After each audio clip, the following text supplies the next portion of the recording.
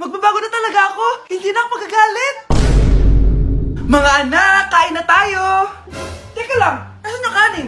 Nay! Huwag kang magagalit sa akin! Di pa lang nakapagsaing! Ano? Oh, kalma ka lang. Huwag kang magagalit.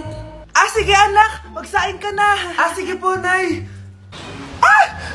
Nay! Naputol ko yung hanger mo! Oh, kumalma ka. Huwag ka papadala sa emotion mo. Okay lang yan, anak. Bibili lang ako ng bago. Sige po, Nay. Ang weird naman niya. Hindi siya nagagalit. Nay, kumuha ako ng 1,000 sa wallet mo. Ayaw mo kasi akong bigyan ng pera eh. Oh, relax ka lang. Pera lang yan. Huwag kang magalit. Sige anak, mag-shopping ka lang. Go! Yes, easy money. Mga anak, matulog na tayo.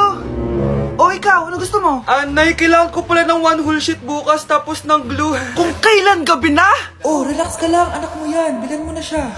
Sige anak, lalabas ako ngayon kahit alas 12 na para bilhin lang yung mga kailangan mo, no? A few moments later. Nay, bakit pala di na kayo masyado nagagalit sa amin? Kasi, New Year na, nagbago na ako. Wow, Nay! So di ka galit kay tatay kasi kapit niya yung kapitbahay natin? Ano? Lagot, paano kakalma nito? Hi, Mars! Happy New Year! Mars, parang may nagbago sa'yo. Oo! Mamamatay tao na ako ngayon! Kapit ko pa ng asawa ko, ha? Halika dito!